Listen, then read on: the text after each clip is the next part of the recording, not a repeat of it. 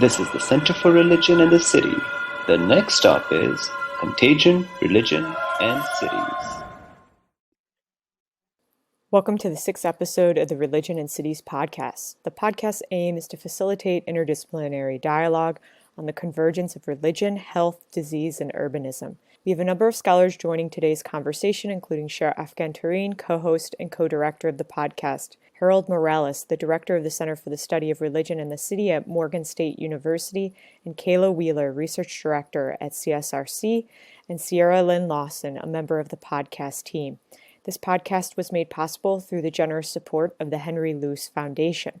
This episode features a roundtable conversation with 4 scholars at the American Academy of Religion's annual conference. In the context of the novel coronavirus COVID-19 pandemic, this roundtable explores questions regarding how religious actors have understood and responded to infectious diseases and pandemics, and how cities have been imagined as contagious, and the racial and gendered norms informing those imaginations.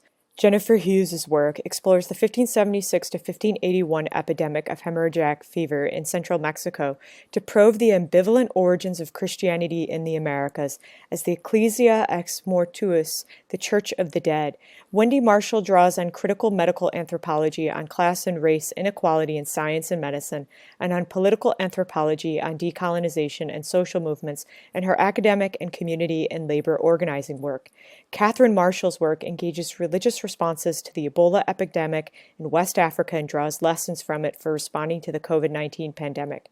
Wende Furiasse's work is on religion and public health with a focus on the effects of quarantining on African communities in Israel. And Harold Morales will get this episode started as the panel's organizer and host. All right, y'all. So let's go ahead and get started. My name is Harold Morales. I'm at Morgan State University, associate professor in the Department of Philosophy and Religious Studies. I'm also the director for the Center for the Study of Religion in the City and co-director of the Religion and Cities unit at the American Academy of Religion. We've been hosting, the Center for the Study of Religion in the City has been hosting an ongoing podcast on Contagion, Religion and Cities. If you'd like to check that out, please visit us at religionandcities.org. This will be included in that as our final episode of the podcast. But I'm really delighted to have this panel of scholars who've been working on contagion and religion, and then interested to see how, if at all, they bring in the category of the city into their work. So welcome to everybody.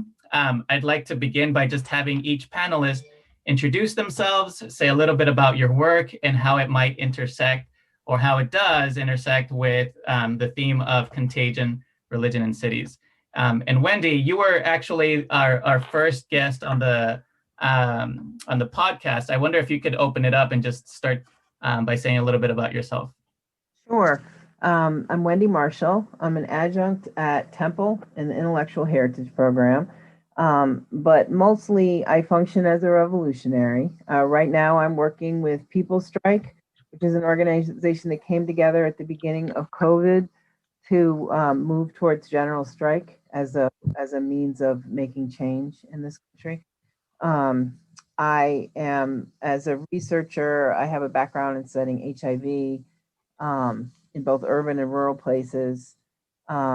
And I just finished writing a chapter for Joyce's volume on Blacks and COVID. Happy to be here. Thank you. Thank you so much. And Amanda has been co-directing our podcast along with Sharaf Gantarine. I wonder if you could also introduce yourself and say a little bit about how your work intersects with the theme. Yeah, hi, I'm Amanda Furiasse. I co-host the podcast along with Sharaf Gantarine. I'm a professor at Hamline University's Department of Religion. So my work examines the impact of technology and more specifically computer programming on the way we think about religion and health and the relationship between the two. So usually when we think about computer programming and its integration into human institutions, we tend to assume the worst, or that computer programming is kind of giving corporations, governments the power to control us. For example, I don't know if some of you guys have probably read The Age of Surveillance Capitalism, or seen the recent Netflix documentary, The Social Dilemma, which is terrifying because basically it kind of presents a grim vision of the city's future, where digital technologies are rigidly controlling us. And actually, there's this great book that I highly recommend. It's called Under Quarantine: Immigrants and Disease at Israel's Gates. Rhonda Settleman, she argues that the surveillance capitalist system is actually a manifestation of quarantine, and that governments are treating people more and more like infectious diseases. So these kind of portraits present like a rather grim vision of the future of cities. But I actually, in my work, kind of challenge this idea by focusing on the ritual practices of Ethiopian Jewish communities who are living in what's called the Silicon Wadi, the Silicon Valley, which in Israel encompasses the cities from Haifa to Tel Aviv. And rather than turn away from digital technologies, really my work looks at how they are literally integrating computers into their lives and dancing along with computers, which I actually look at quite literally. And that, this grim vision of the future of the cities where computers are originally controlling everything might not actually be accurate. And we might not have the control over computers that we think we have. And that computers might be more akin to ritual. And there might be a lot of interesting, which we can talk about, as I expect in this conversation, to talk about maybe some of the relationships that we see between ritual and computer programming. And kind of, it's interesting kind of the way we see it might influence the future of cities. Awesome, thank you. Katherine, I wonder if you could introduce yourself and say a little bit about your work. I'm Katherine Marshall. I'm in Washington, D.C. right now. I'm at the Berkeley Center for Religion, Peace, and World Affairs at Georgetown University. We always have to emphasize that Berkeley is a person, not a place. So we're sitting in as part of Georgetown University. To the two pieces of this panel, cities. In fact, believe it or not, I don't think this even came up or is obvious. I worked on urban issues like 50 years ago because my work has been international development. So I did a lot of research on urban development before it was fashionable. Joined the World Bank, where I was promptly assigned to agriculture. So spent the next 16 years working on agriculture, but came back and have at least had some dealings with urban. But the reason that I'm here is that in looking at the intersections between religion and development, which has been the basic theme, health has been probably the leading entry point with major issues around HIV/AIDS. But we also did quite a lot of work on malaria, tuberculosis, as well as HIV/AIDS, and then followed the Ebola crisis in some detail, looking again at what were the religious dimensions of the Ebola crisis. And as a result of that, with the Joint Learning Initiative, we started in early March an effort to track what was happening with religion and the COVID pandemic. So we have a very large now repository of information and links coming from all over the world that look at different aspects. We can come back on that. For a long time, I think for about 110 days, we sent out a daily update. And we've now shifted, since this has taken so much longer than any of us could have imagined in March, to a weekly update. So we're following as closely as we can what's actually happening with different religious traditions and responses to the COVID pandemic. Thank you. And Jennifer, could you introduce yourself and your work? So I just got a text from Jennifer and she got kicked off of the call. Okay, so we will circle back to Jennifer in a bit. Thanks for that, Daisy. So the next question for our panelist here is about a theme that emerged in our previous conversations on Contagion, It's about how contagion itself becomes a metaphor or a lens for understanding the city, for understanding sin as contagious, racism, the spread of religion itself, and other phenomena. So the contagion as a metaphor for these other possibilities. I wonder if you could if you could each say a little bit about how the categories of contagion, religion, and cities might shape each other, either in your own work or just in some of the broad observations that you've made. And Amanda, can we start with you? Yeah, sure. Yeah, no, this is a really fascinating idea.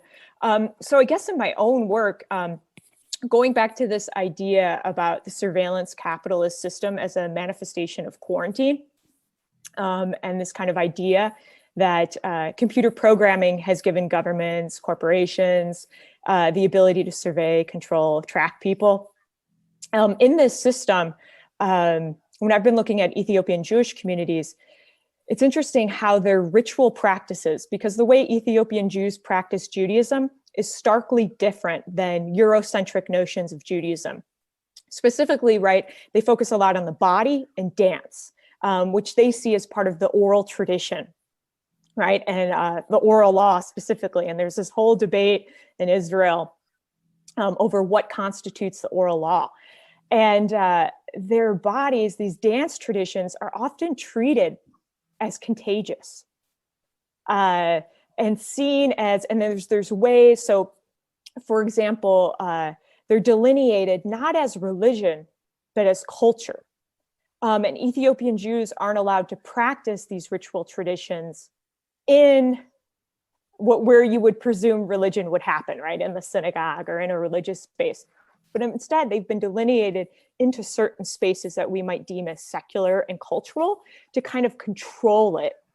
You can see sort of control and to delineate it. So, and it is interesting how this notion of religion, I feel like, is intimately bound up with just the notion of how we're thinking about kind of the control of human populations, and that for some reason, religion and religious belief presents some sort of, I think, threat to secular governance, or this kind of secular theocratic governance in the case of Israel. But I think more widely too in America during the COVID pandemic, to kind of shift to talk about what I've seen in the COVID pandemic. I mean, and I think we're going to get into this more in other questions, that religion has come up against the COVID, these mitigation mechanisms and public health, specifically in the Supreme Court, the recent Supreme Court ruling. And I think that's very interesting that early on, you know, religion was bound up with kind of COVID-19, and I don't think it's a coincidence. So I think other panelists can maybe talk more about this, but I think there is something threatening there about religion to secular governance that increasingly is making kind of people approach religion as if it was an infection. Yeah, thank you so much for that. Mm-hmm. Before we ask Jennifer to introduce herself and start talking about the second question, for everyone on here, I just shared a link to a Google Doc with all the questions that we'll be trying to get through. And so you are welcome to follow along in that Google Doc to add to. You can also ask questions in the chat, or just hang on to them if you prefer to the end when we open it up to Q&A. So Jennifer, could you please introduce yourself, a little bit about how your work might intersect on this theme? And then from there, just jump on over to like answering the question about how contagion itself might become a metaphor or lens for understanding other phenomena. You're muted. Yeah, thank you very much. I'm sorry, I'm having some Wi-Fi connectivity problems, but so my name is Jennifer Hughes, and I'm faculty at the University of California, Riverside. And I work on the history of Catholicism in Latin America, and especially in Mexico. And my recent research, really now over the last decade, has been about the way that pandemic disease, epidemic cataclysms kind of shaped the way that Christianity came into being. in the Americas, and especially at the kind of early moment of Spanish mission to Mexico. And I focus on a particular epidemic in 1576. And my book is coming out with NYU maybe this summer, The Church of the Dead. And I'm looking at how communities of indigenous Mexicans survived this epidemic, and also kind of mapped a future for themselves and really for their cities after this cataclysm. And so I think the question of cities and religion in my work intersects, or in this project, I would say, in this history I'm trying to tell, is that, central Mexico was a highly urban area before the arrival of the Spanish. It was so densely populated that houses were contiguous, just one abutting the next, very dense urban part of the world, one of the great urban centers in the early 16th century, one of the great global urban centers. And how these kind of colonial pandemics really transformed this urban landscape into a kind of more remote, depopulated landscape. And then against that backdrop, I'm looking at how surviving pueblos de indios, communities of indigenous Christians, created a vision for themselves, struggled and fought for a vision for themselves of sovereign indigenous Catholic city-states, basically. So kind of reasserting indigenous Catholic cities on this post-apocalyptic landscape, you could say. So I think the idea of contagion as a metaphor, right? I think we see in the 60s, so my perspective is really historical in this, but we see how, the global imperial church, global imperial Christianity in this century is sort of spreading in the imagination of Europeans, you could say, as a kind of viral spread, you could say. Also some historians have said that because of epidemics, colonized people were more likely to convert to Christian or to embrace the faith. And I'm challenging both of those ideas, right? So pushing against the metaphor of contagion and thinking about Durkheim's ideas of contagion as very colonialist, right? Kind of concepts of spread that spread of religion, religious ideas sort of almost naturalized in some way, or understood to move in a kind of viral, organic kind of way, when actually we see obviously forces of profound violence at work in the spread of religion and globally under this imperial church.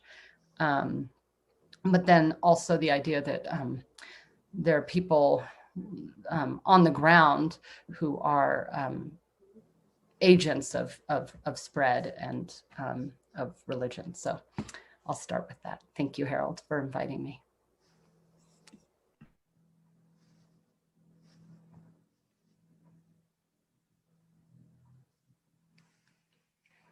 Harold, you're muted. Thank you. Thanks for that, Jennifer, and looking forward to the book. Wendy, I thank you for that as well. And I wonder if you could say a little bit about this question about contagion operating as a metaphor for all these other phenomena.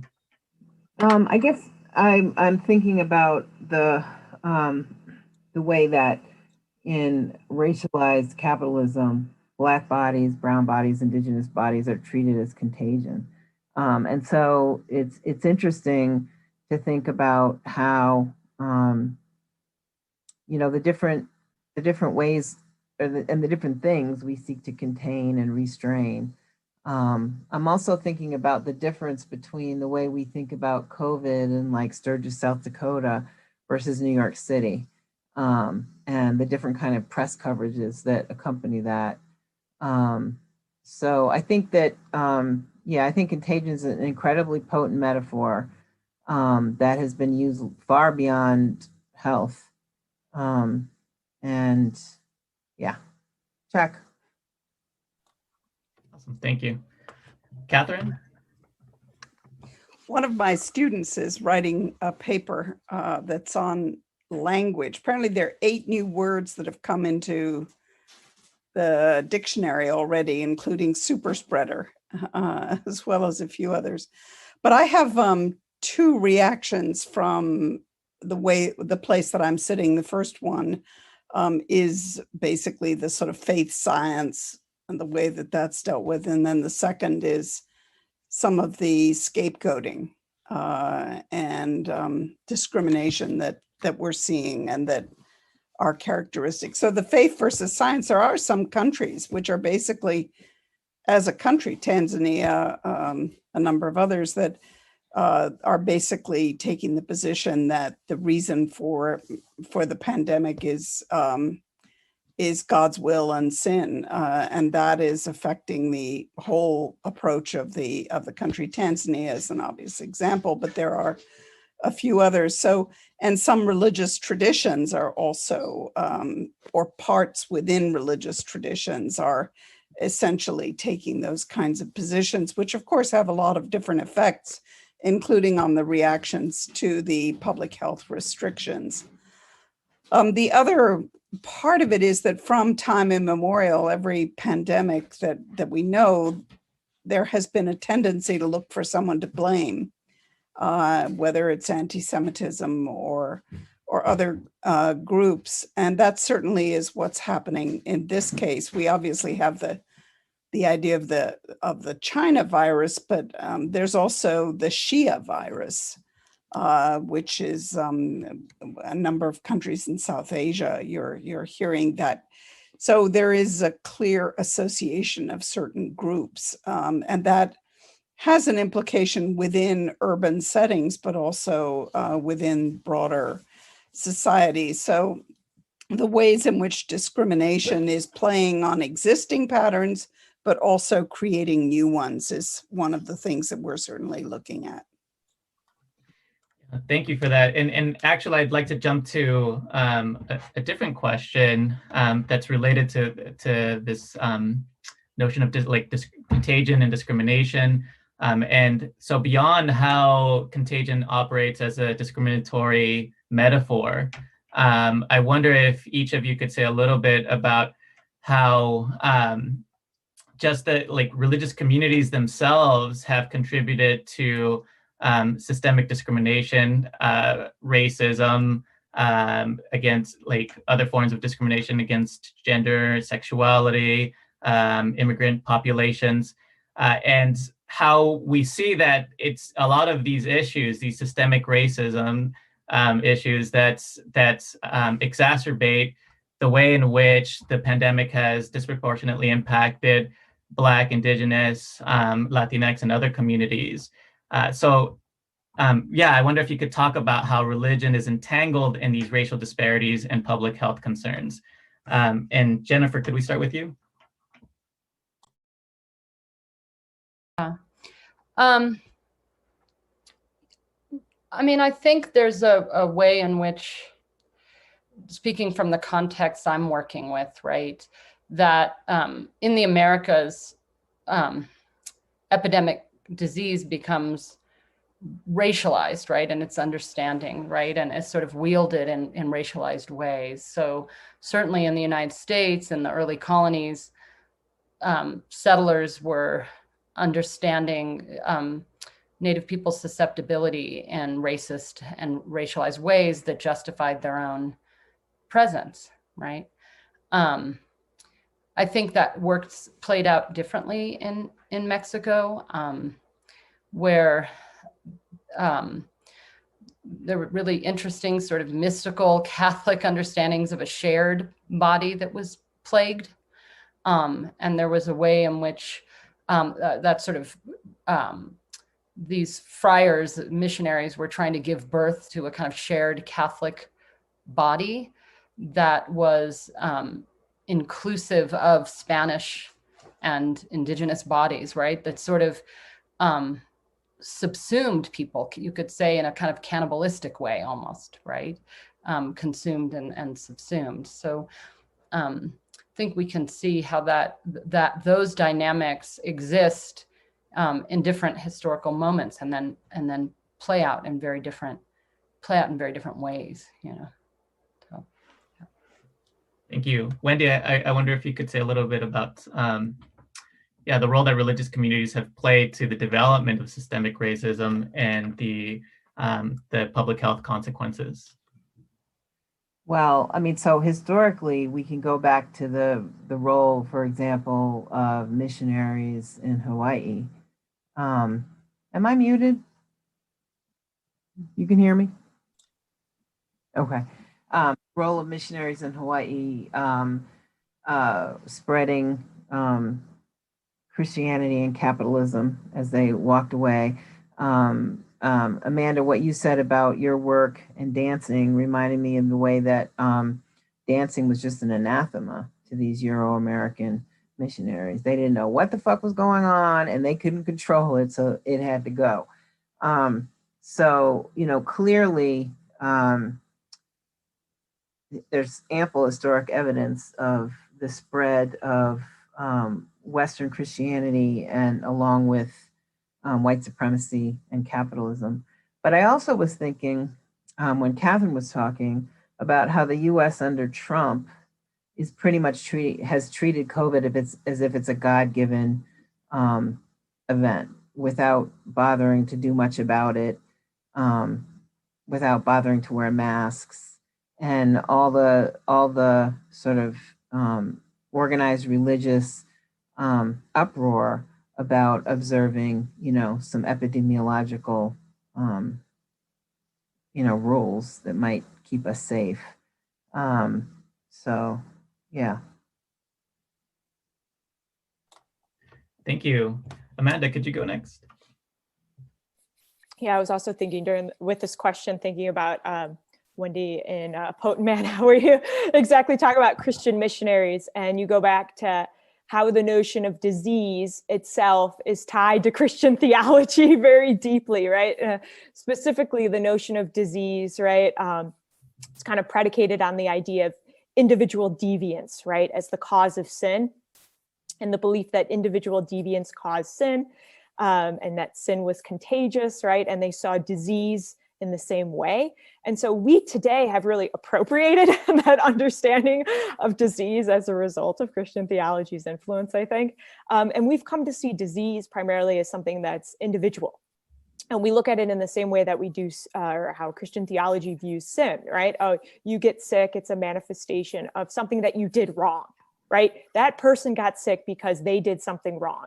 It's implicitly part of our discourse. So then we blame individuals for systemic problems, right? And this is the key problem we keep going back to, I think, during the COVID pandemic, is when we're looking at why is this community, right, predominantly, right, predisposed to COVID-19? What is it within the community, right?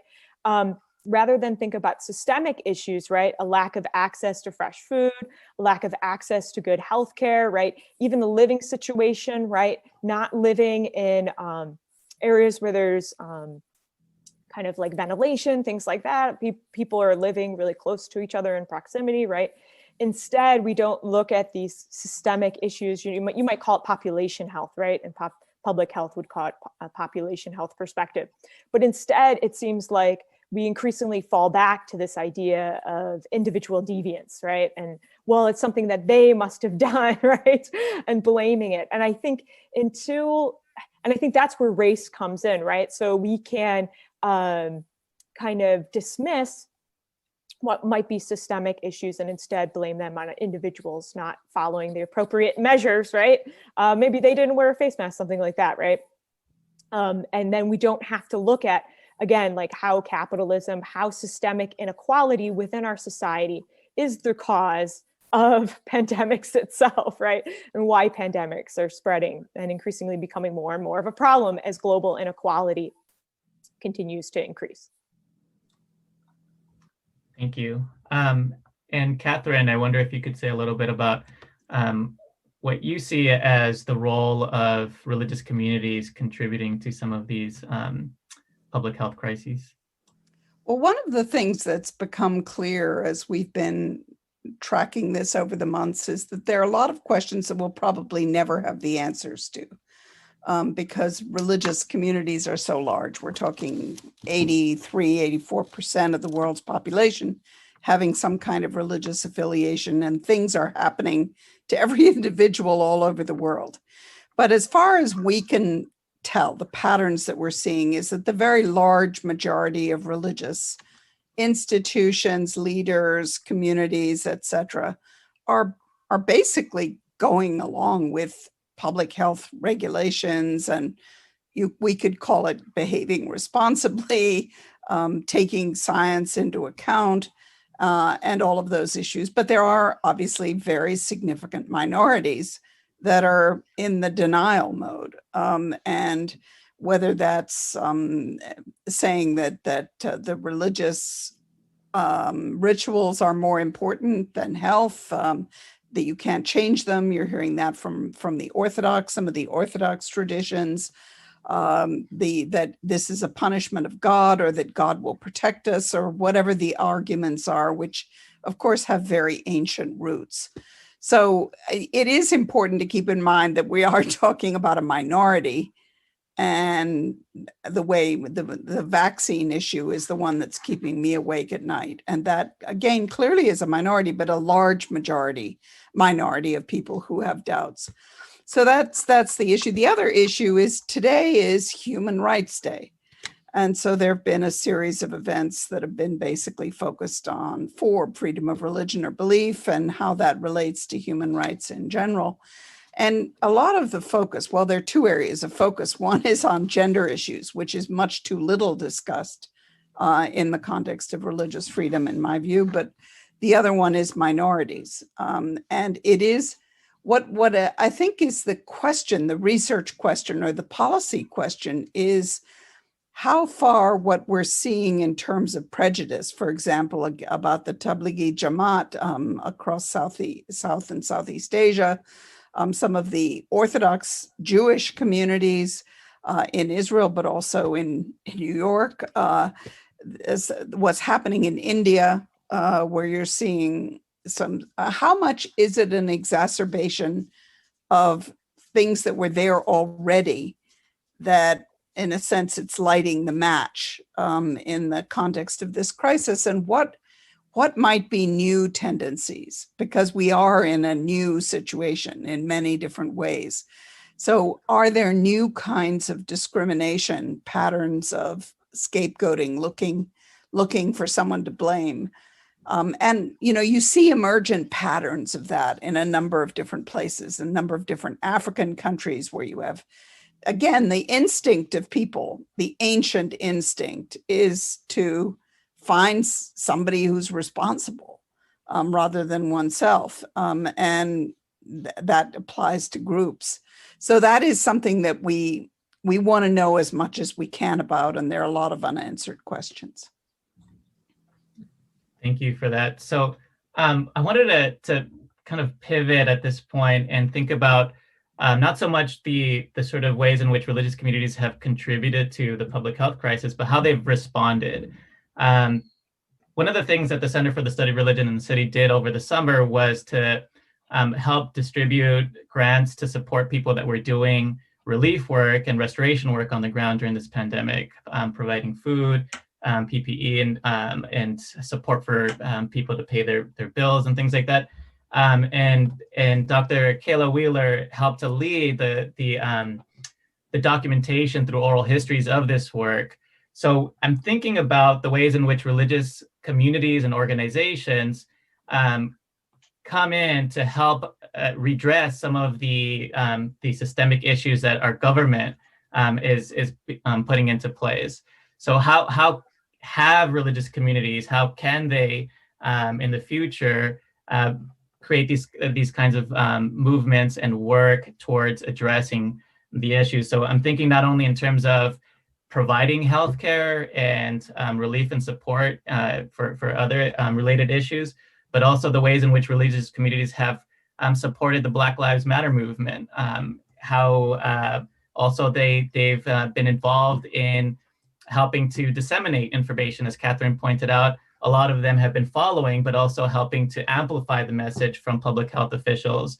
And I think this is going to be key as we start to obtain and distribute vaccines in the future, the role that religious communities can play in helping to disseminate this information. So I wonder if we could start with Jennifer, giving us kind of a historic view and then maybe some observations on the present, on what the role of religious communities have been in terms of providing health and healthcare and other related.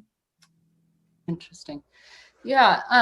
So I think one of the interesting things about Mexico in the 16th century is in response to these waves of epidemics, and each one is like a nuclear explosion, right, unto itself, is that the church really becomes a kind of medical institution, right, and is on the front lines providing nursing care, frontline nursing care. And in some ways, this is consistent with kind of Christian practice, as we know, like worldwide in terms of Christian history and Christians being providers of medical care.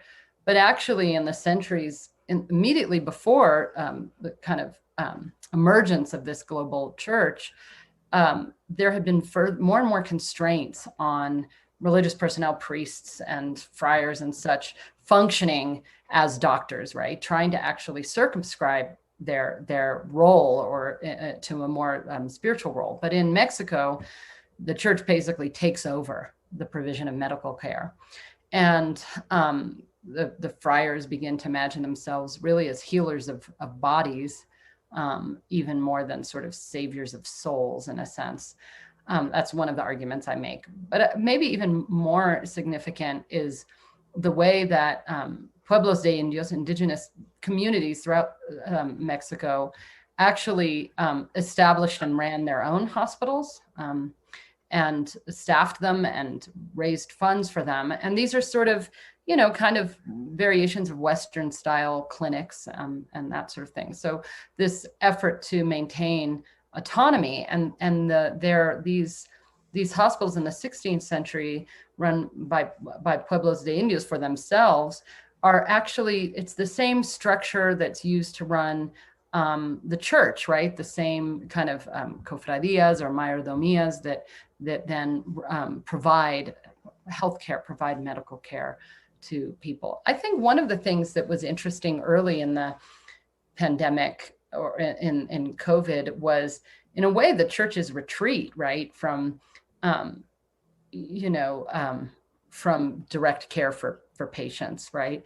And I do know that in Spain, there's an epidemic around the same time in the 16th century, and a Spanish scholar who wrote the study where the priests just fled the city. They ran, you know, they weren't there on the front lines. They took off in fear.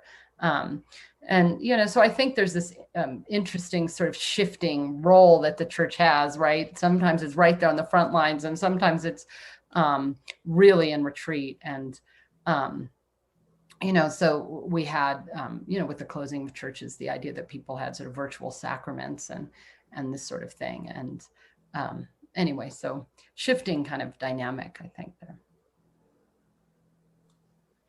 Thank you. Wendy, I wonder if you could pick up on the question next.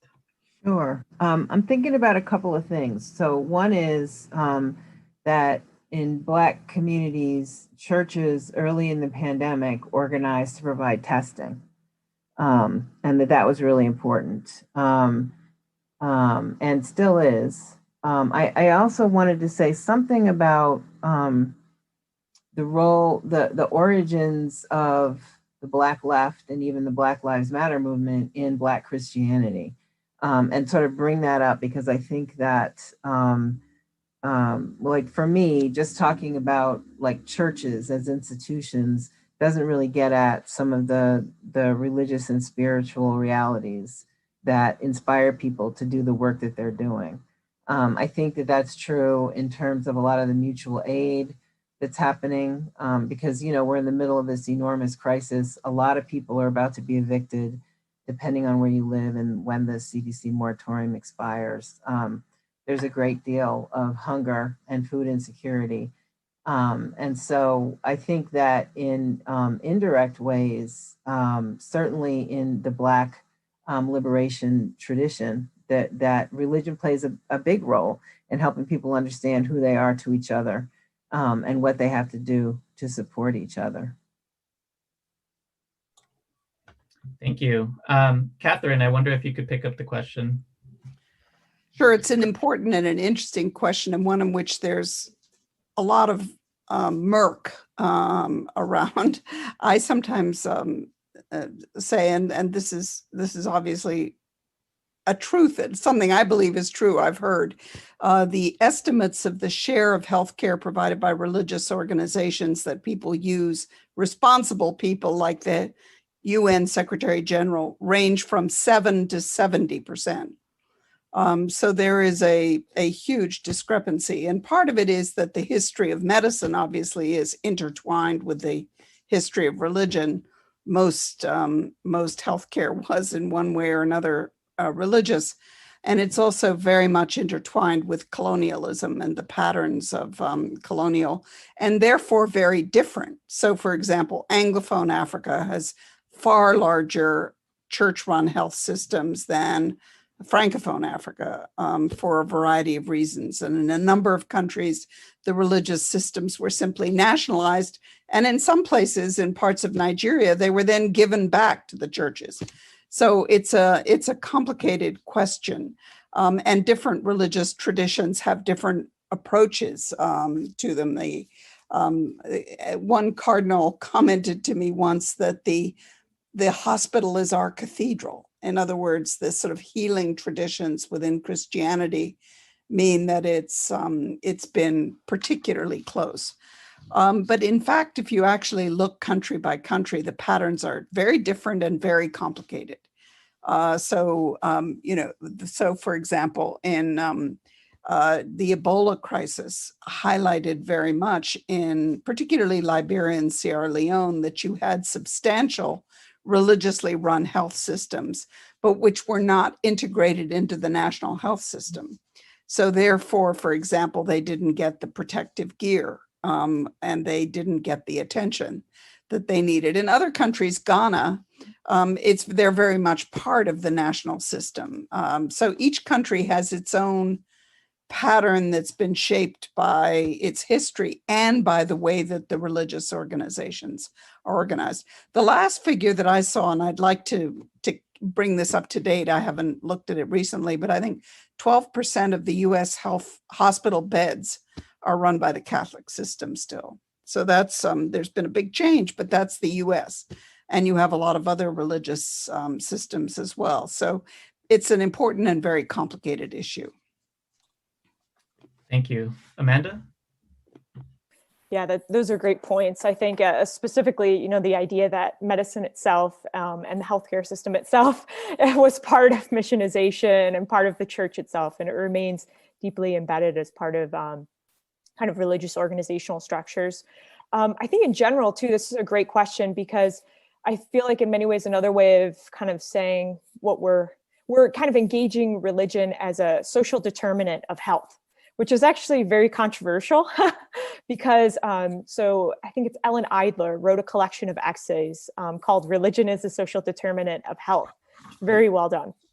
And one of the things that they talk about in this collection of essays is that the World Health Organization has actually not deemed religion as a social determinant of health, and kind of the consequences of that for funding, for resources, for support. And instead, religion is often, instead of being seen as part of kind of health, instead is often seen as a barrier or obstacle to health. Using the example, I think Katherine brought up the Ebola pandemic. I remember during the Ebola pandemic, right? Early on, religious healers were being blamed for spreading Ebola as part of their ritual practices. And we also saw in the COVID pandemic, right, churches spreading COVID-19. We saw examples of that, like one choir spread it to 50 people, right? So kind of this idea of religion, seeing it as actually a carrier of disease, not as in and of itself a manifestation of health. And I think this is important too, because as I was talking about before in a previous kind of question. I said this idea between individual deviance and population health. The ability to understand disease and health as a social, relational, right, part of a larger societal collective structures, and to understand that within the society, it is one that is deeply religious, that religion is deeply ingrained and embedded in our healthcare systems, whether we want to admit it or not. As Katherine said, a lot of the hospital beds are still kind of owned by Catholic churches or Catholic organizations. But also, I think it's important for us to think about not just like Catholicism, Christianity, which we've been talking a lot about, but I kind of want to point out, and maybe I should share this with y'all. So this semester I taught African and Native American health and healing in Native American and African religions.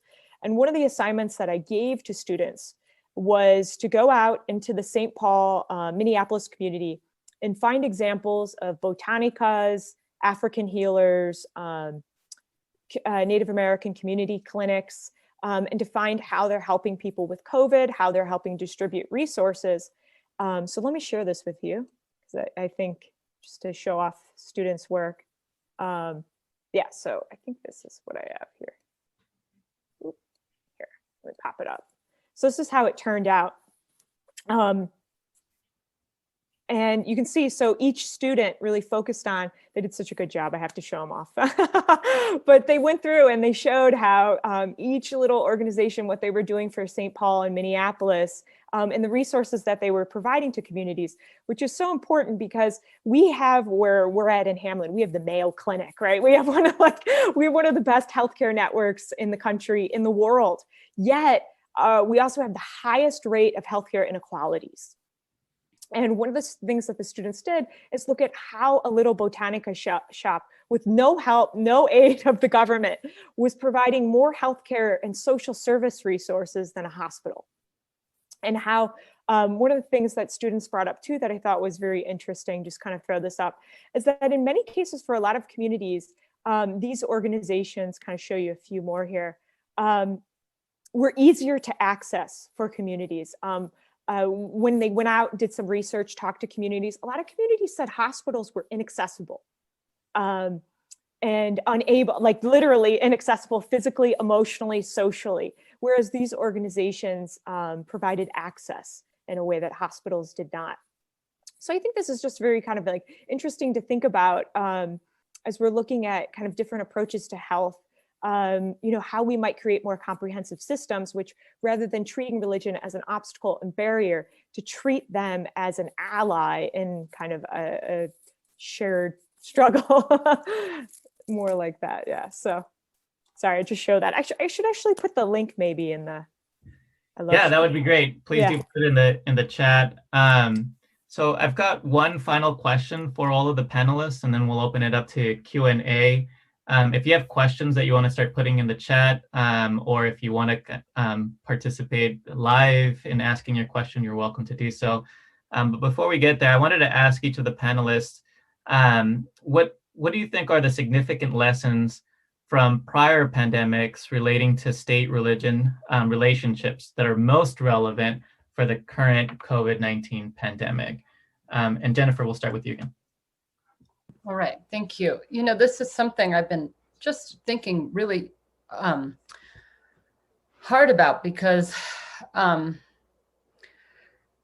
I think one of the things I've come to understand in spending time working on this particular epidemic in 1576 in Mexico is how in the crisis, kind of the entire social settlement, the entire arrangement becomes kind of up for grabs, right?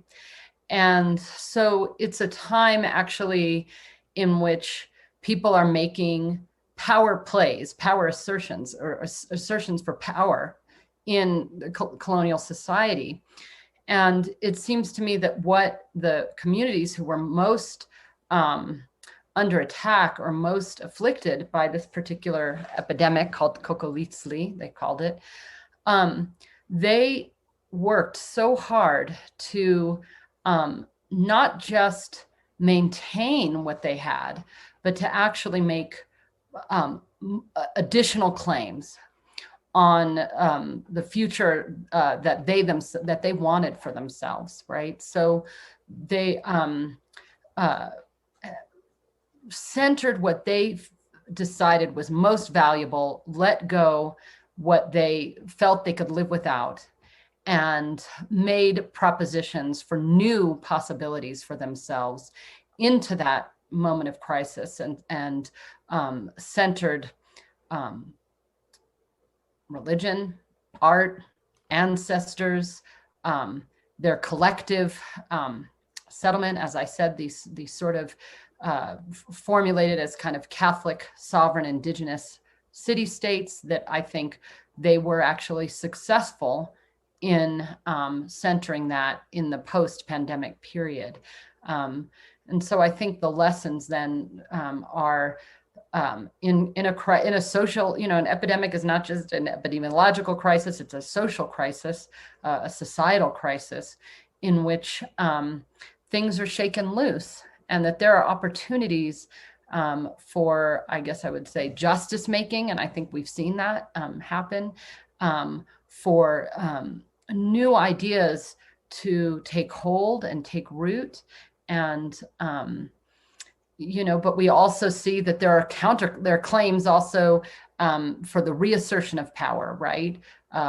Reassertion of, claims to white supremacy we see in the present, for example. And so there is this threat, I would say, but then also there is things are shaken loose and destabilized in such a way that I think for marginalized communities, for communities that have been struggling to maintain hold, actually sometimes there's a possibility to push forward in hopeful ways, I guess I would say. Thank you. Katherine? Okay, two dimensions to this. The first one is a bit broader than the specific COVID pandemic, but it is disaster preparedness. And one of the ironies of the COVID crisis is that so much of it was foreseen. It's been predicted by scientists for some time that this was what was going to happen. And yet there's been very little preparedness and very little engagement of the religious actors who in this particular pandemic have been visibly, clearly, unmistakably a key part of what's happened as it's unfolded, both in the actual communication of the disease, but also the response to the crises more broadly, hunger, unemployment, but as well as to the information and communication about the disease. So I think this question of having better systems, both at the national and at the international level, that look at the crisis patterns is starkly revealed by what we're living through right now. The second, and I see that Olivia Wilkinson, my partner in crime, is on the call. But we wrote early on, the reason that we actually got involved in tracking the COVID crisis was that we had both individually actually done a lot of thinking about what were the lessons from the Ebola crisis. By the way, one interesting thing that we're seeing in countries that have had recent pandemics, and that includes even DRC, but also the West Africa Ebola countries, but some of the SARS, MERS countries, is that they've actually done much better because they had faced these issues before, and therefore the health facilities, but also the religious communities were much better equipped and much better prepared to respond because they had lived through it before. But I think the basic conclusion on the religious side, and there has been a lot of energy that went into thinking about the religious responses to the West Africa COVID crisis. We've done a teaching case study on it, but there are also a number of other analyses. But the basic sad conclusion is that the governments, WHO, et cetera, have really not taken these lessons systematically into account. And there's a big Harvard evaluation of the West Africa Harvard Medical School, that doesn't, I don't think it mentions, I do word searches, I don't think they mention the religious dimension, even though there was a turning point, which was the handling, the way that burials were being handled, so that, you stopped people digging up bodies so that they could give them proper rights otherwise. So the first lesson is that there needs to be an involvement in preparedness. There clearly needs to be also communication, the understanding of health as having a community base, not being purely facility based. The listening, the respect, all of the other basic qualities, which will vary by country, but these pandemics have certainly demonstrated in dramatic ways how important it is to have that kind of preparedness as well as response. Thank you. Amanda, I wonder if you could go next. Yeah, I think this is a great question. In general, I think previous pandemics, specifically with the AIDS, HIV pandemic, I think that was a good point to Katherine about the idea that Africa is actually doing really, really well, a lot better than African countries are doing a lot better than Western countries because they're more prepared. They've had more experience with pandemics. But we ourselves, too, have had lots of experience. There's a great book, I think it's Adam Gary, Anti-Black Racism and the AIDS Pandemic. And I think one of the key kind of lessons that hopefully should have been learned, but maybe it was not. And I think that that's by design. That has to do with our economic systems and social systems. But the idea that, especially with HIV AIDS, that biomedicine cannot leave out the biosocial context in which human bodies become vulnerable to disease, right? And so by that, I mean, typically, right, when we think about disease, we tend to focus on incidence. We tend to focus on exposure to an infectious agent, right? That's going back to that idea of individual deviance. But I think what we need to learn, which I think that especially with the HIV AIDS pandemic and a little bit with the Ebola pandemics, but also with this pandemic, this idea that rather we need to think about infection patterns as depending on the kind of general health of the population itself, right? So moving away from just exposure to an infectious agent, but looking at the actual pattern of the general health of the population, understanding things like malnutrition, environmental poisoning, not having access to fresh water, poverty, right? We know these are the reasons why global pandemics keep emerging and will continue to emerge. And if we don't take care of those issues, it's just going to get worse. In many ways, we've been lucky, I think, in thinking about the United States right now, in that we were, spared of other pandemics like Ebola or something like that. But in the future, we have to think about it differently. And that's where I think African countries are doing a great job. I just wrote an article on Madagascar, for example, how Madagascar learned the lessons from the HIV/AIDS pandemic, took them to heart to really create a better, more dynamic kind of social system, using religious networks, using religious healers, rather than understanding religious healers as a problem or a barrier, instead treating them as a resource to help reach rural communities who might not have access to healthcare facilities, right? And say what you want, whatever. I think they're doing a really excellent job in trying to learn these lessons and really integrate them to create a new comprehensive notion of what healthcare can be. Thank you. And Wendy, I wonder if you could close out this section of the session before going over to Q&A. So I wanted to say, first of all, that it's hard for me to talk about religions because that's a really general term. And there's a difference between religions with a liberatory center and religions without, and within sects, within Christianity, for example, it's all over the place. But so that's the first thing. I mean, there's a difference between imperial religion and religion that in hush arbors for enslaved people, a big difference. So I think I'm interested just in paying attention to the different responses. And I think in the US, we see that, prosperity gospel Protestantism has, refused to take any responsibility or accountability for the pandemic. And maybe that's too broad. That's what it seems to me from where I sit. People can push back if I'm being overly something.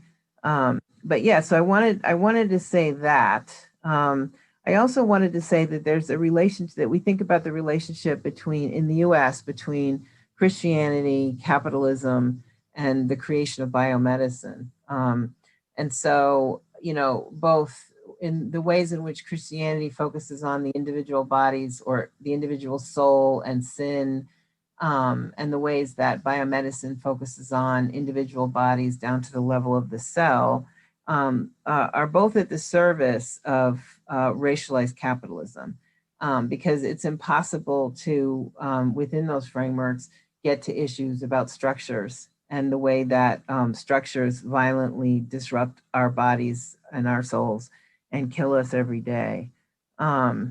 So I think that's interesting. I also think that just having lived through the HIV crisis and having done HIV research, the difference between this pandemic and that epidemic. And that's interesting because this epidemic is so much more race and class in a kind of way than the AIDS epidemic, which starts out being perceived as something that happens to gay men. And so the discourse around it is very different. I don't know how to conclude that, but those are my thoughts about the ways that religion and pandemics. Thank you so much, Wendy. And in case you missed the first part of this session, Wendy was our first guest on the Contagion podcast. I'm going to go ahead and put a link to that podcast in the chat. But in keeping with that conversation, which this week is a part of and will be available as part of the final episode of the podcast, we wanted to open it up to Q&A. But really, if you have comments, we welcome those as well. We're eager to hear what you have to say.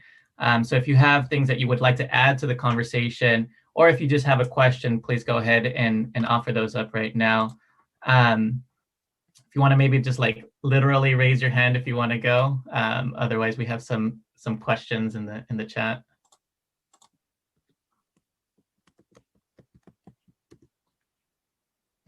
Or just jump in.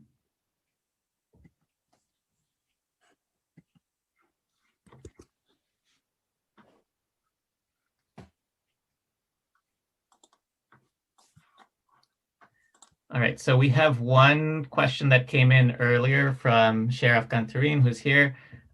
Sheriff, could you just go ahead and voice your question rather than me reading it off? Sure, I can reframe it as well. I was wondering what the panelists have to say about the relationship between white supremacy and white effeminacy, because when I think about institutional spaces of health, such as Mayo Clinic, or institutional spaces of religion like churches, they're often led by what Gail Biderman calls civilized men. And when I think about the past 140 years across the world, really, but I focus more on progressive era reforms of healthcare in the United States and American cities, I mean, a lot of it really distills to a sense of that men have to become civilized, and alongside then women have to be focused more on maternal care, and a lot of it is racially charged about attacking working class women and their habits, their leisurely practices, etc.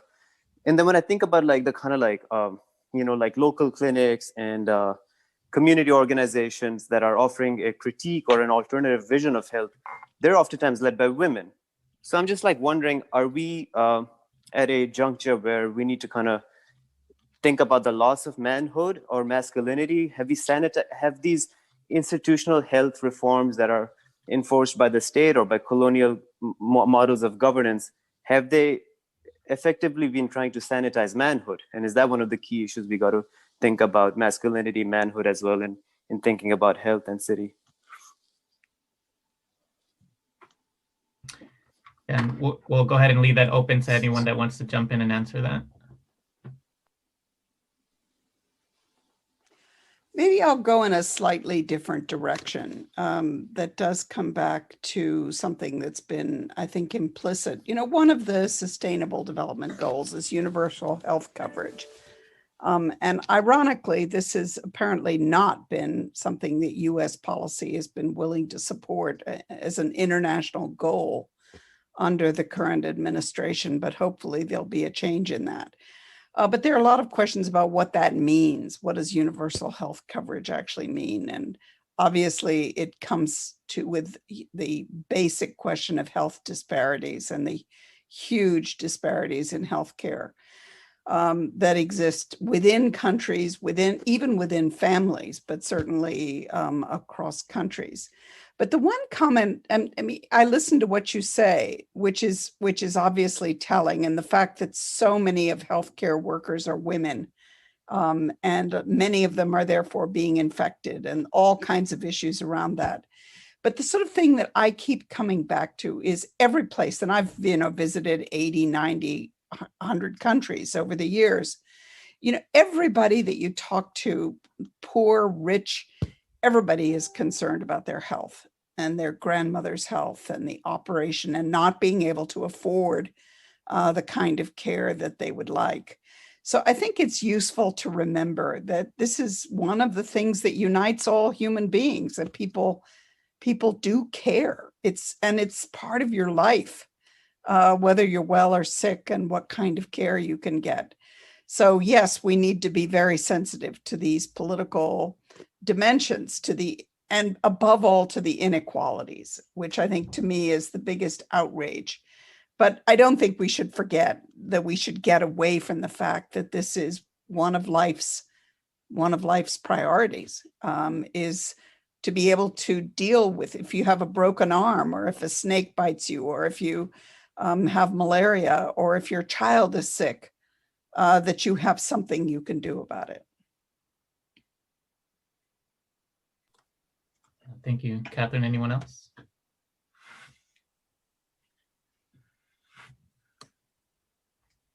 Wendy, gonna say something? Or, oh, there's screen freeze. I'm just trying to wrap my mind around Cher's question, and I kind of want you to ask it again, just because it made me think all these things. So can you do that real quick? Sure. Let me put it a different way. The podcast that we did this summer, main insight I gained was that there is an alternative relational vision of health that are oftentimes advanced by marginalized women, working class, African-American women who live under colonial systems of occupation. And what I'm thinking about is, are they trying to heal relationships that were cut out precisely because there was a certain attack on masculinity from institutional biomedical, evangelizing Christian biomedical, I'm thinking about like 140 years. I mean, just like progressive era is really so much of it is about a kind of disciplining of manliness and the civilization of the brutal or the natural man. And I'm thinking, are they healing? Does their relational vision of health really is an attempt to heal relationships between man and woman, and to think about like working women especially, and African-American women and working women and migrant women in general? Is that one of their main goals? Like, I'm just interested in how we can think about manhood and masculinity in our discussion on alternative approaches to health that are a critique of the biomedical approach. Thanks, Cher. And before you jump in, Wendy, I just wanted to note that Jennifer has to join another panel. So thank you, Jennifer, for joining the conversation. You well. This was wonderful. Thank you. Very thought-provoking, and really honored to be here with the others on your panel. So thank you for inviting me.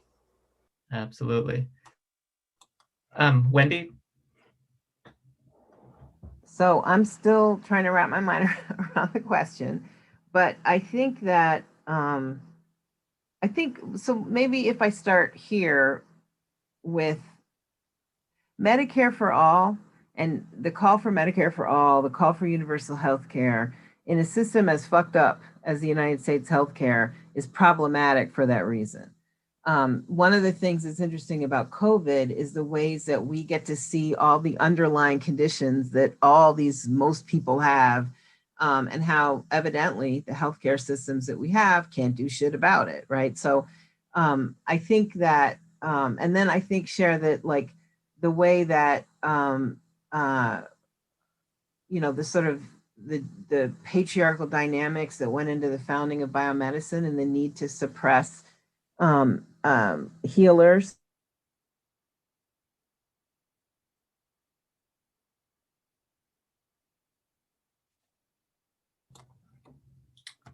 Looks like we're having a little bit of connectivity. Who are women. They're all, I really like your question, even though I don't really know how else to say. Yeah, I was just going to jump in real quick and say too that Albert Schweitzer, I think he wrote this great The Origins on the Primeval Forest. It's a big journal of his experiences in Africa. He was a doctor, goes to West Africa. It's a great book. It's all about masculinity because as he goes in, and he's eventually goes on to found Doctors Without Borders. He talks about how, part of he believed why African communities were susceptible to disease was, the men, they weren't hardworking, weren't disciplined from his perspective, right? Oh no, they like drink. So part of what he was doing when he was down in West Africa was he was disciplining, he was kind of reshaping manhood. And that was a big part. I mean, he talks openly about it. So in addition to kind of giving out treatments and things like that, he talks very openly about how the whole kind of practice of medicine was an attempt to discipline specifically African male bodies.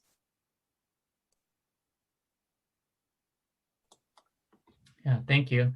I wonder if anybody else in the audience has a comment or question. Yeah, I had a question, and this is kind of just broad for everyone. What do you all see the role as scholars of religion right now in this moment, as a pandemic is waging on, but also we're just seeing another movement for racial justice that's cyclical, so it's always happening. What do you see our role, especially as institutions are becoming less and less interested in religious studies programs and even more radical programs like Black Studies? So I'm thinking about University of Vermont is getting rid of their religious studies program, and Ithaca College is going to be making a whole bunch of cuts. So what is our role in this moment? Wendy. Commit scholarly suicide.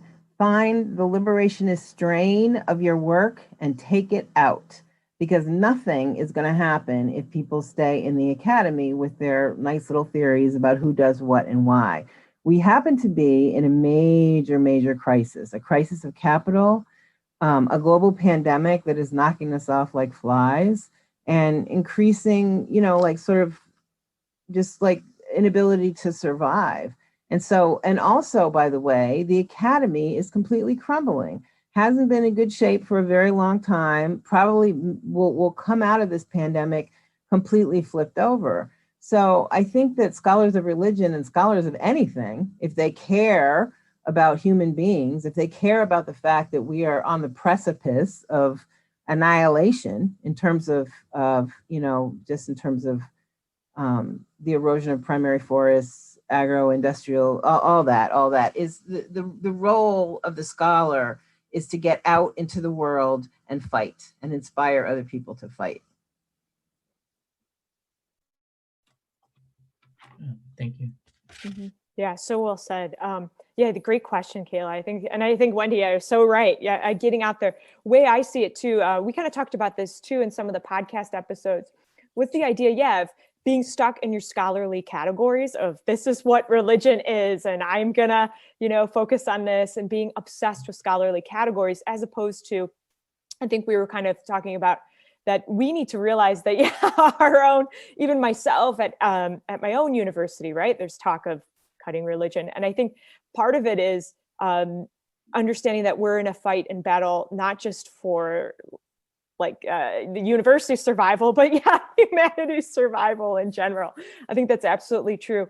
And part of it is a willingness on the part of the scholar, of us, which is something that I even have to do myself, of being uncomfortable, of learning new things, being in fields, being in areas where I might not know, I might not have the background, or I might feel like I don't fit, or you might cause discomfort with others, but to really push and challenge yourself, and to understand that if we don't really position religion, I would say, as a social determinant of health, and fight for that, not just in terms of academic, scholarly publications, things like that, but in front of the government, in front of state institutions, in front of corporations, right? To really show that, be involved in that fight. I think you're absolutely right. Otherwise, yeah, we're in the middle of a collapse, not putting it simply, yeah. One of the terms that we use quite a bit is or the ideas is the prophetic voice. So what is the prophetic voice that we look to religious institutions, leaders, communities? It is really to see beyond the immediate issues and to be deeply bold and courageous in speaking truth to power. So that's the sort of a broad thing, which is easier said than done. And there are a lot of voices crying in the wilderness that are not being heard because they don't necessarily put the issues in the way that they should. But I think it's also worth sort of putting another issue out, which is something we're all grappling with, which is religious literacy. And it is the fact that an awful lot of people in diplomacy and development, but also in medicine and law, et cetera, have gone through their education without having any real understanding of the religious world. And yes, maybe in the United States, the numbers are suggesting that the nuns are increasing faster than anyone else. You have separation of church and state, but you do have, as some people describe it, a ferociously religious world where the religious factors are playing key roles. So figuring out what religious literacy means in a practical way, from, say, kindergarten through law school, medical school, policy school, et cetera, and the ways in which you can help people who have deficits and gaps in their education to make up so that they at least can be literate and intelligent in speaking about Islam and so forth, but also giving them some more sophisticated tools. So these are very live issues. And in some ways, I think that the test to the religious roles that we're seeing in the COVID pandemic suggest that there will be more need for that kind of thinking in the future than there has been in the past. Big, of course, surge came after 9/11, when I think the Quran was the bestseller for a long time. But there's the gaps in religious literacy are still absolutely huge. Thank you. I wonder if anyone else has a question or comment in the audience?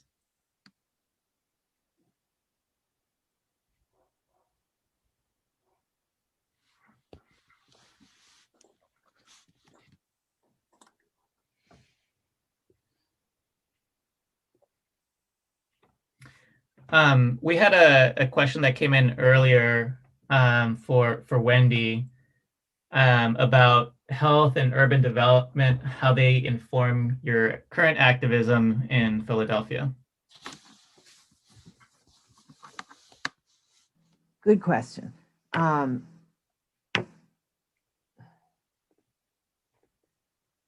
It's very, very clear that the foundations of this society we live in are very shaky. And the pandemic has been really, really powerful in exposing that. COVID, if you're fat, COVID is, you're at risk for COVID. 4 out of 5 Black women fall into categories of fat or obese, for example. So there's all these ways in which it allows us to see things in a sharper way than we have been able to before. The other part of it is just the coming added on austerity that we're all about to face as as people get laid off in the hundreds of thousands and tax rolls release and reduce and all that. That we're for. So what I'm thinking about in my mind is there's a farm down the street called Life Do Grow Farm.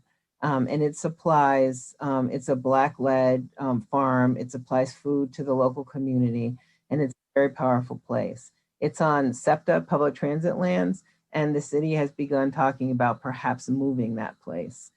So that's an example of, like, there are many ramifications of the crisis we're in that are economic and epidemiological and all sorts of things.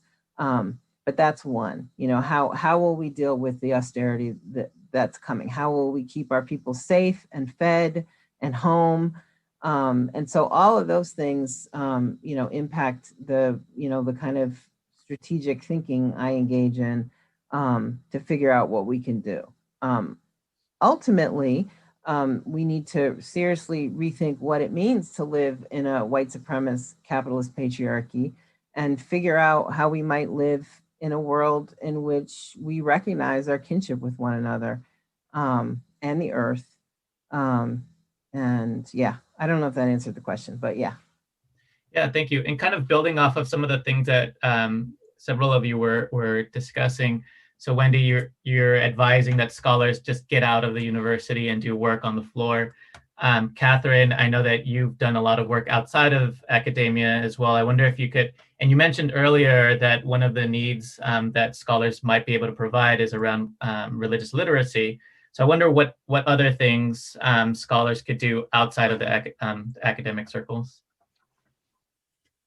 One of the sort of themes of the work that I've been doing for a long time, and I don't know that I highlighted, but I spend a lot of my life working in the World Bank on development programs and very operational. But the fact that the religious voices, ideas, experience, etc., have been largely absent from any of the policy circles is the central focus. And as we say, if you're not at the table, you end up on the menu. You really, but you can't just have any religious person at the table because it doesn't work and they don't represent anything. So a lot of the efforts that we're making are to try both to highlight the rigor of some of the work that's being done on, say, trafficking, on anti-corruption, on health issues. Obviously, there's an enormous amount of experience on education, on the peace building. All of those are very critical areas. Is to take some of the work and show that there is a religious dimension that belongs in the policy-making circles. And then it needs to be tested. This is a rough and ready world, and you have a lot of pushback, a lot of critiques. So it's not an easy task. People make a comment in a conference and they think that that's a policy recommendation. That's not the way that it works. So there's a lot of, there's a big gap. More and more people recognize it, but they haven't found many of the tools yet to bring those voices to the right tables in the right way. Thank you. And again, to echo what Wendy had been saying earlier, there seems to be a possibility of just I'm not sure if hopefully I'm articulating this correctly, but that you could leave academia altogether and work on the ground, or if you choose to remain in academia, to not focus on liberation strategies, that those are like separate things, that you can't do liberation through academia. And I wonder, Amanda, what your thoughts are on that issue, if I got that correct. Wendy, could you confirm, or did I misunderstand? Well, I think everybody should leave the academy. I'm willing to leave room for the conversation about what happens if they don't. But yes. Gotcha. Thanks. Yeah. No, this is great at point. Well, I was a union organizer for a little bit, so I did leave. I also, I'm still working in museums, art institutions, nonprofits. So continue that, because I actually got when I was doing my when I was in my PhD program, I was taking courses in like financial management of nonprofits, things like that. So I always have been in kind of both worlds. But I think, kind of Wendy's point about the way that I would maybe interpret it is the way that I, because I've been in more and more kind of administrative meetings, is that people see religion as offering no value or worth. Moreover, as kind of a threat to alumni wanting to take jobs where they're earning a lot of money and giving kind of donations back. We have to do a really great job, a better job of really exemplifying and showing, and because there's so many boundaries. My basic point is there's huge boundaries between science, mathematics, and religion. And not just religion, it's other humanities fields as well. And at my university, this is the way it is. It might be like this at other universities, but the STEM fields are basically going to be, they're seen as extremely worthy, valuable. They're getting most of the resources. And until that boundary is broken, and I think the only way that that boundary is broken is that we do start learning things like computer science, which might be difficult enough, but to understand. But in my own work, I've really looked at how computer programming is all about ritual. And I'm discovering that like ritual was the basis for most of computer programming.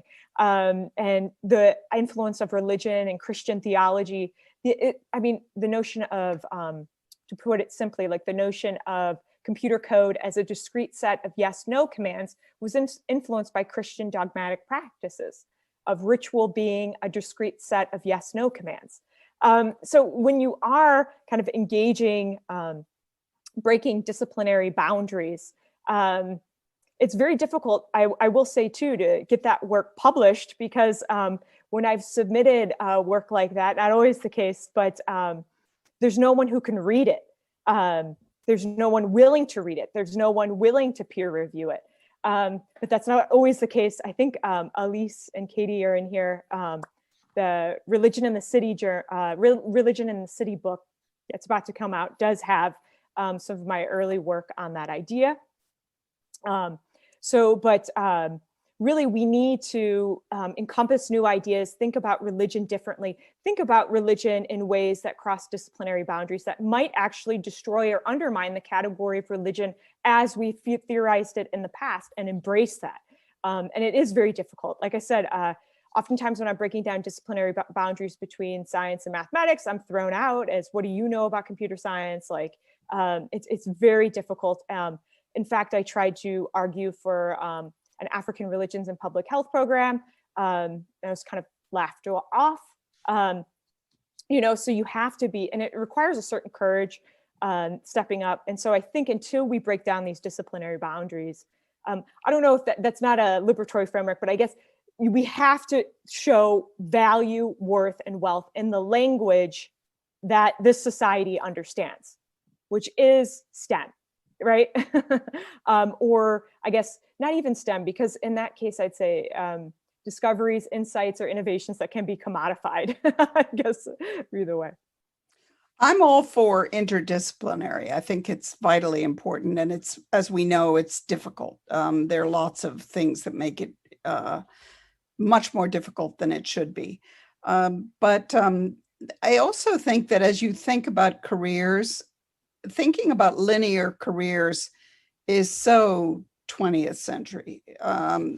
And one of the books that I recommend is by Mary Catherine Bateson, who's Margaret Mead's daughter, which is Composing a Life. And it's looking at the ways in which your life has different components. And the people who really have insights are ones who've approached things from different perspectives. And there's no question that rigorous analysis is absolutely essential. Yes, insight is great, brilliance is great, but if you don't do the work, you basically don't have the ideas and you don't have the proposals. And theoretically, at least that's what academia should do and should be teaching. But having experience in the real world is absolutely vital too. And it's a big old complicated world. But this idea of composing a life, of thinking about doing things in different ways. And what's complicated is that in the past, you could predict it. You could say, you know, if you want to do X, Y, or Z, this is a good path to pursue. And now that it's much less predictable, much less set than it was in the past. But I think that getting away from linear, you know, I should go this way or that way, and making those choices, trying to make those choices, doesn't get you very far. Alrighty. So we've gone 2 minutes over, but Wendy, you have a closing comment? Yeah, I just want to say that I also support like transdisciplinary work, but I do want to say that people need to like come sort of confront face to face the horror that is the American Academy. It is full of mediocre white scholars who produce knowledge that is not relevant to the suffering mountains of people who live in this world. And so I just want to be clear that the Academy is not some neutral space. It is a monument to white supremacy and racialized capitalism. And it's probably better to figure out how to make your life outside of it. Well, thank you so much, Wendy, Amanda, Katherine. Jennifer is no longer with us, but a lot to kind of think about, reflect on. If you want to catch the conversation again, it will be available soon on our podcast platforms. That's YouTube, Spotify, and Apple. Again, thank you to all the panelists. Amanda made reference to a upcoming book, Routledge Handbook on Religion and Cities, edited by Katie Day and Elise Edwards. I put a link in the chat if anybody wants to click on that or check it out at some point. Thank you to everyone. Be well, and all my best. Take care.